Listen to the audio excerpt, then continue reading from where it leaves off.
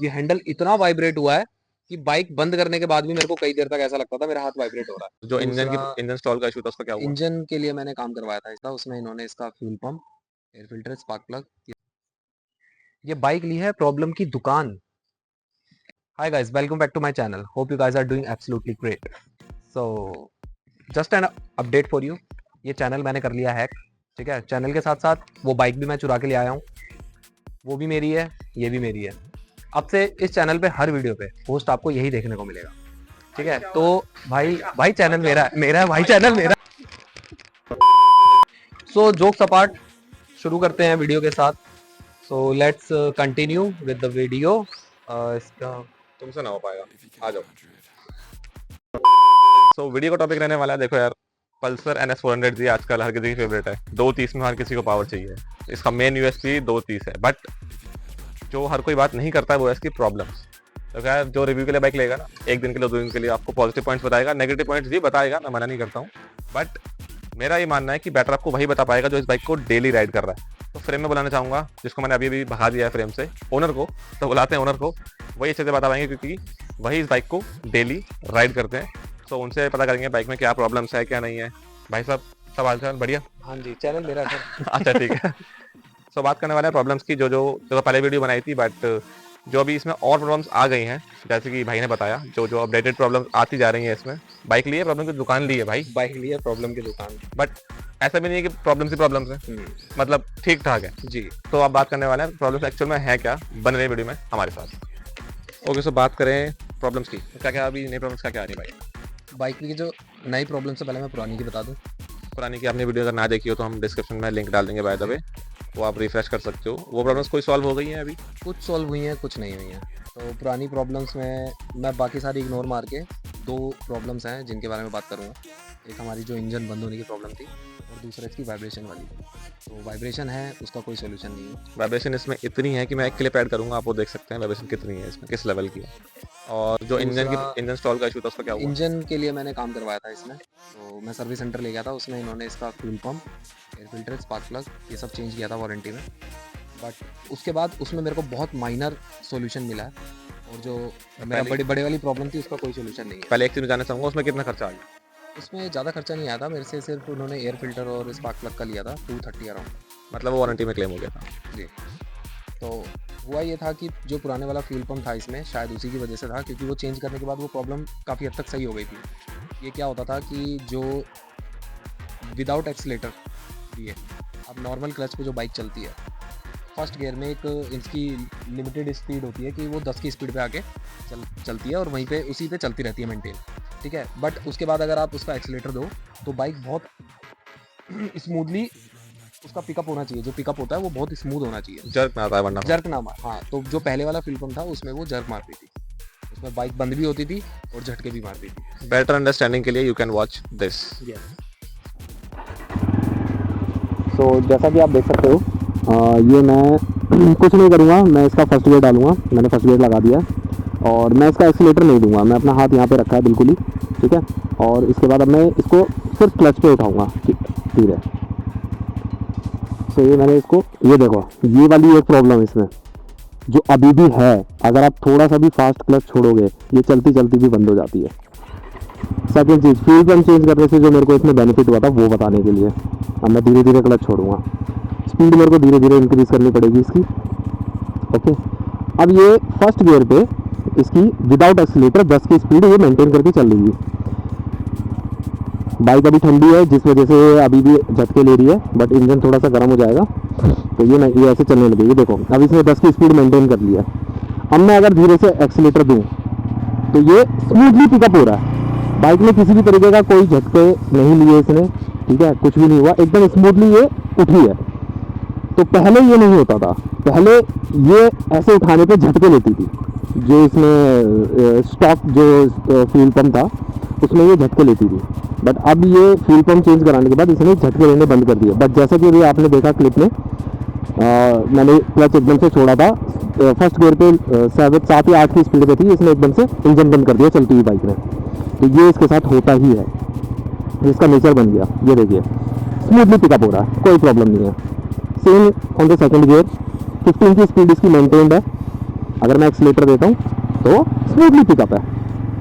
सो ये चीज़ का बेनिफिट है बस फ्यूल पंप चेंज कराने के बाद, इससे ज़्यादा और कुछ नहीं हुआ है।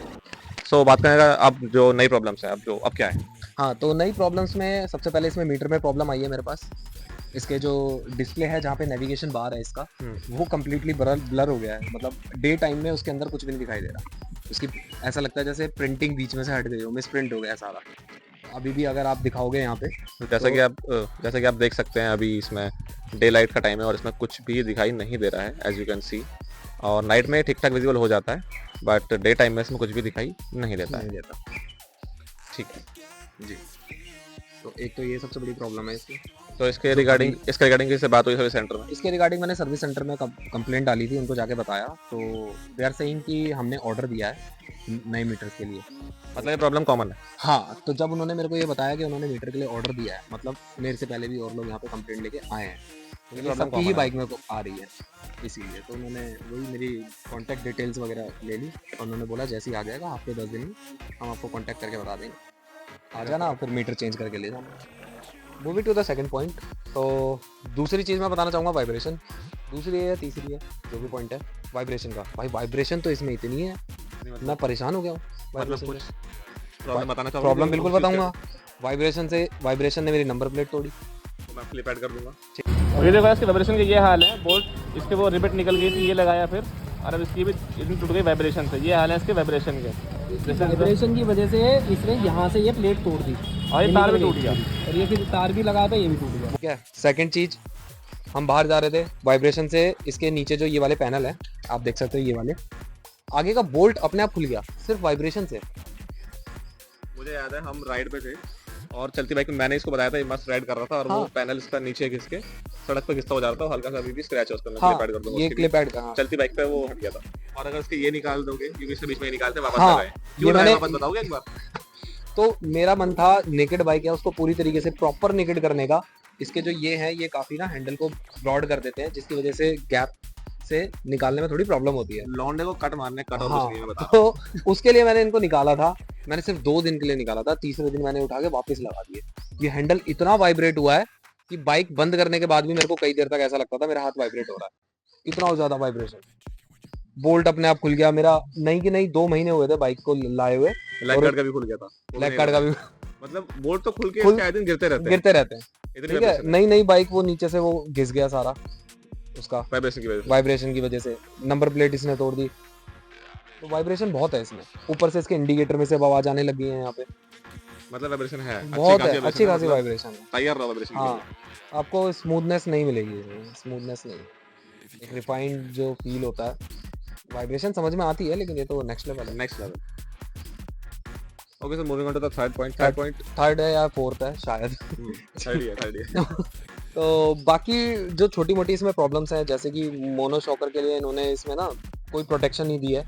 कोई भी डस्ट है, कीचड़ है या कुछ भी, उसको रोकने के लिए हमने अपना जुगाड़ किया है, देसी जुगाड़। मैंने कहते बट बोल रहा स्टिल बट स्टिल जो है ना, आप पैसे देके कोई चीज लेके आ रहे हो ना एकदम न्यू ब्रांड शोरूम से, तो ये जुगाड़ के लिए नहीं लेके आते। और ये बुरा इसलिए लगता है क्योंकि डोमिनार में नहीं है ये, एग्जैक्टली KTM 250 में 390 में किसी में नहीं है, इसी में ही है सिर्फ। एग्जैक्टली। ऐसा नहीं तो कुछ R&D और नया करना था। इसकी जो और छोटी बहनें हैं ना, एन वाली 150 125, उसमें इतना अच्छा बना के दिया है, बिल्कुल नहीं आती। इसमें क्यों नहीं दिया मेरे को और समझ नहीं आ रहा। एक और कॉस्ट कटिंग है जो मैंने भी ऑब्जर्व किया है, इसके जो स्विचेस हैं यहाँ पर, उसकी भी क्लिप ऐड करूंगा। कहीं पे बैकलिट है, कहीं पे बैकलिट नहीं है, हाँ, वो ऑड लगता है, या तो कहीं जी। पे नहीं होती, ठीक है, बट बजाज की पहचान है बैकलिट इसने स्टार्ट Exactly. तो सब जगह होनी चाहिए। एग्जैक्टली। चिमनी चोरी है मतलब पल्सर कहीं-कहीं। पल्सर की जो पहचान है ना, उसी की वजह से कॉस्ट कटिंग के चक्कर में हुआ है सब, देखा जाए तो मतलब फिर देखा जाए तो लोग ये बोलते हैं भाई प्रॉब्लम्स है नहीं, जबरदस्ती निकाल रहे हो। उसके बारे में कुछ पब्लिक को बताना चाहोगे? तो प्रॉब्लम्स जबरदस्ती निकालने वाली बात यह है कि देखो, जो बंदा इसको डेली राइड कर रहा है ना, जिसको मैं अपना बताता हूँ, 7 महीने हो गए मेरे को इस बाइक को, और मैं डेली इसे राइड करता हूँ। डेली का मेरा 50 किलोमीटर का एवरेज है कि मैं इसको ड्राइव करता ही करता हूँ, मतलब 20 किलोमीटर तो है ही होती मेरा। है। तो जो डेली ड्राइव कर रहा है ना, और 10,000 किलोमीटर मैं इसको चला चुका हूँ, तो वही बंदा इसकी जेन्युइन चीज़ों के बारे में बता पाएगा, क्या प्रॉब्लम है क्या नहीं। आप शोरूम जाओ, शोरूम से एक नई बाइक ली, रिव्यू बनाया, अच्छी चीज़ बताई, बुरी चीज़ बताई और वापस कर दी, तो उसमें आप जेन्युइन चीज़ नहीं बता पाओगे, बिल्कुल नहीं हो पाएगा, बिल्कुल नहीं बता Definitely। पाओगे। और मैं बता रहा हूँ अब तक मैंने इस बाइक को, जब मेरे को लेना था, मैंने कितनी वीडियो देखी यूट्यूब पे, किसी ने वो मोनोशॉक वाला जो प्रॉब्लम है ना कीचड़ जाने का, आई थिंक किसी ने नहीं बताया, अभी तक किसी ने किया भी नहीं। किया भी नहीं था जुगाड़। ये सबसे सस्ता टिकाऊ लेने के जुगाड़ बाद वो इतना गंदा लगता है और शोकर खराब हो जाएगा वो उसकी वजह से। हमारा। तो बिल्कुल ये overtime के इसीलिए करना बहुत जरूरी था, और ये तो सबसे मेजर चीज है। शोकर कोई सस्ती चीज नहीं आती, महंगे आते हैं। साथ। और छोटी छोटी जगह पे कॉस्ट कटिंग की गई है, जैसे कि साइलेंसर पर कोटिंग नहीं है, वो ऑड लगता है, ब्राउन ब्राउन दिखता है। मतलब देखो कॉस्ट कटिंग करने के बाद ही बाइक इतनी प्राइस पॉइंट जो इसका यूएसपी मैंने इसका प्राइस पॉइंट उस पर आ पाई है। बट ठीक है यार, 2-3 ये इसके नेगेटिव पॉइंट्स थे जो कि उन्होंने हमें बताए। बाकी उन्होंने बताई दिया, देखो जो ओनर है वो ये अच्छे से बता सकता है, जबरदस्ती बाइक प्राइस निकालने वाली बात। पॉइंट के हिसाब से मैं अपना personal but you are justified ना। मैं ओपिनियन बताऊंगा कि जब मैं ये बाइक लेने गया था तो मुझे पावर लेनी थी। मैं स्कूटी चलाता था जुपिटर, उसके बाद मुझे कुछ अपग्रेड करना है, कुछ राइड। अब ये मत सोचना कि डायरेक्ट स्कूटी से ये ले ली, उससे पहले बाइक थी, थी। But due to some reason bikes बंद करके स्कूटी, मतलब फैमिली रीजन होता है, आप हाँ। समझ सकते हो, बाइक से स्कूटी पे स्विच करना पड़ता है। बट स्विच करना पड़ता है। किसी तरह भाई ने घर वालों को मनाया और नहीं अब मैं बाइक पे ही आऊंगा वापस। तो ये लेने का मेरा पर्पस वही था, एक पावरफुल बाइक मेरे को लेनी है, मेरे को एक्सपीरियंस लेना है, आगे बढ़ना है, तो उसी के लिए मैंने ली थी। तो वो कम प्राइस पे मेरे को जो पावर थी वो मिल गई, मैं पावर से सेटिस्फाइड हूँ। लेकिन जब चीज ले रहे हैं तो ना ये सारी छोटी छोटी चीजें इतनी मैटर करती हैं, ये चाहिए होती है कि कंपनी इसमें करके दे फिट। और अल्टीमेटली जो इंजन पे काम करवाया था जी। कुछ हुआ उसका कुछ सॉल्यूशन, जो मतलब एक तो स्टॉल में बंद नहीं हुआ, इंजन तो पे बता दो। बस वो पिकअप लेने पे स्मूथनेस जो आई है वो मेरा सॉल्व हुआ है, बाकी वो अच्छी बंद? चीज है। हो बाकी रही है? बंद होने वाली प्रॉब्लम अभी भी है, और वो क्यों है? वो इसलिए है कि वो इस बाइक का नेचर है, बाइक का नहीं, इसके बाइक का इंजन का नेचर है, और तो ये- नेचर आप किसी का नहीं बदल सकते। ड्यूक सेरेनिटी का जो इंजन है एग्जैक्टली। वो आप- ऐसा ही था। कंपनी में कितनी बार चले जाओ, वो बार बार कुछ ना कुछ कर देंगे, लेकिन वो इस प्रॉब्लम को सॉल्व नहीं कर सकते, ये मुझे पता है, मैंने एक्सेप्ट कर लिया। इट्स जस्ट दैट अब इसको ये हैबिट हो गई है इसकी, Yes. कम बंद होती है, अब मेरे से मेरी ज्यादा बंद होती ट्यूनिंग हो चुकी है बाइक के साथ काफी अच्छी। है, जो कि बहुत इंपॉर्टेंट है। हाँ, तो इस ये बंद ना हो उसके लिए कुछ नहीं करना, एक छोटी सी चीज़ है आदत बनाने की, कि जब आप बाइक बढ़ाने के लिए क्लच को छोड़ रहे हो तो आपको एक एक्सीलेटर हल्का सा एक्स्ट्रा देना होगा, इसको हल्का सा एक्स्ट्रा दो, ये बंद नहीं होगी। अगर आप नॉर्मल एक बाइक की तरह चलोगे, इसको उठाने की कोशिश करोगे तो कंफर्म बंद होती है। होगी ही होगी। और अभी भी इतना अपनी राइडिंग जो प्रैक्टिस है उसको चेंज करने के बाद अभी भी 10 में से ये 1 या 2 बार मेरे से अब भी बंद हो जाती है। तो बंद तो होगी ही होगी। होगी। तो ये थी यार वीडियो इसके प्रॉब्लम्स के बारे में। अगर फ्यूचर में और कोई प्रॉब्लम्स आई इसमें, आई होप सो कि ना ही आए, तो हम डेफिनेटली वीडियो बनाएंगे, और इसकी तारीफ को भी वीडियो बना चुके हैं ओनरशिप रिव्यू। अगर आपको और एक अपडेटेड ओनरशिप रिव्यू चाहिए या फिर पर्टिकुलर कोई और वीडियो चाहिए regarding Pulsar NS400, then comment down below, हम हाजिर हो जाएंगे वीडियो लेके। बिल्कुल। तारीफों की एनी टाइम। तारीफों की पुल बांध Anywhere. सकते हैं ना? तारीफ ज़्यादा है कि प्राइस ज़्यादा है इसमें? नहीं, देखो प्राइस लो, ठीक है, कम है, और उसके हिसाब से पावर है, जिसको एक्सपीरियंस लेना है उसके लिए बहुत अच्छा है। बट तो अगर मतलब- आप ये चाहो कि मेरी तो लाइफ टाइम वाली बाइक है, उसके लिए सोचना पड़ेगा। सोचना पड़ेगा, मतलब है अच्छी है बाइक, लेकिन प्रॉब्लम भी है। Anyway, so this was it in this video. मिलते हैं आपसे बहुत जल्दी किसी नेक्स्ट वीडियो में किसी नए टॉपिक के साथ। You can comment down below if you have some suggestion. हम मिलते हैं आपसे बहुत जल्दी। Till the time, ride hard, ride safe, stay safe. I will see you guys very very soon. I will see you guys very, very soon. He too.